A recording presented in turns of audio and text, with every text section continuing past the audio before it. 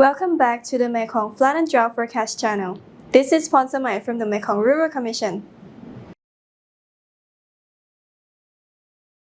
Let's start with this week's rainfall forecast. Overall, the rainfall in the lower Mekong basin this week won't change much compared to last week.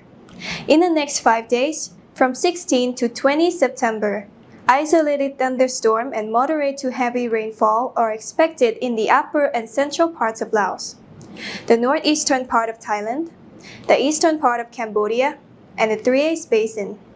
Affected provinces include Sayabouly, Vientiane, Xaysomboun, Xieng Khoang, Bolikhamxay, Khammuane, Savannakhet, Sarawak, Saigon, 𝐷𝐿𝐴 in Laos, Nong Khai,บึng Khan, Chayapum, Khon Kaen, Lay, Nakhon Ratchasima, Buriram, Surin in Thailand, Kompong Cham, Stang Trang, 𝐃𝐫𝐴𝐮, Mondulkiri, Ratanakiri in Cambodia, and Kon Tum, Gia Lai, Dak Lak in Viet Nam. Moving on to the update on the flood situation in the Mekong River. Today, water levels at all stations along the Mekong mainstream remain within normal conditions. In the next 5 days, water levels at Chiang Sean to Pak San are expected to slightly rise from 0.1 to 0.4 meters, while from Nakhon Phanom to Kompong Cham, they are expected to drop from 0.1 to 0.4 meters.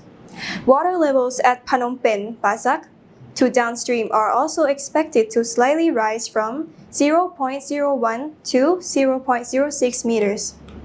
According to the MRC monitoring thresholds, water levels at all stations are forecast to remain under normal hydrological conditions and will have no significant impacts on daily activities along the mainstream.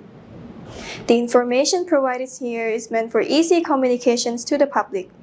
Please check out our website, reports, and download the One Mekong mobile app for more technical details and get the most update from the communities. You can also support our communities by sharing photos and videos updated through the iReport feature on the app. Your contributions help improve flood alerts and preparedness across the region. That's all for today's update.